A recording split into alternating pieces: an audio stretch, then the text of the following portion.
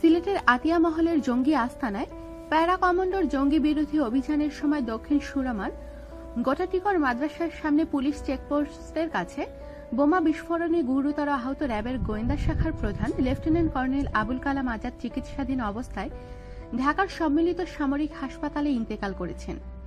ইন্না লিল্লাহি ওয়া ইন্না ইলাইহি রাজিউন। বৃহস্পতিবার রাত 12:05 ঢাকার সম্মিলিত সামরিক হাসপাতালে চিকিৎসাধীন অবস্থায় তিনি মারা যান। লাইফ সাপোর্টে থাকা অবস্থায় তাকে সিঙ্গাপুরে মাউন্ট এলিজাবেথ হাসপাতাল থেকে দেশে আনা হয়।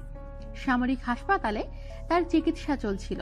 র্যাবের আইন ও গণমাধ্যম শাখার পরিচালক কমান্ডার মুফতি মাহমুদ খান রাত 1টার দিকে বিষয়টি নিশ্চিত করেছেন। এর আগে গত শনিবার সন্ধ্যা 7টার দিকে আতিয়া মহলে প্যারা কমান্ডোর জঙ্গি বিরোধী অভিযানের সময় দক্ষিণ সুরমার গোটাটিকর মাদ্রাসার সামনে পুলিশ চেকপোস্টের কাছে বোমা বিস্ফোরণে আহত হন র্যাবের গোয়েন্দা শাখার প্রধান লেফটেন্যান্ট কর্নেল আবুল কালাম আজাদ। ঘটনার পর তাকে সিলেট ওসমানী মেডিকেল কলেজ হাসপাতালে ভর্তি করা হয়। সেখানে নিবিড় পরিচর্যা কেন্দ্রে চিকিৎসাধীন ছিলেন তিনি। শারীরিক অবস্থা গুরুতর হওয়ায় রাতে বিমান বাহিনীর হেলিকপ্টারে তাকে ঢাকায় নেওয়া হয়। সেখানে তার অবস্থা আরো খারাপ হওয়ায় রোববার সন্ধ্যায় তাকে সিঙ্গাপুরে নিয়ে যাওয়া হয়। সিঙ্গাপুরে তার অবস্থার কোনো পরিবর্তন না হওয়ায় ফের দেশে ফিরিয়ে আনা হয়।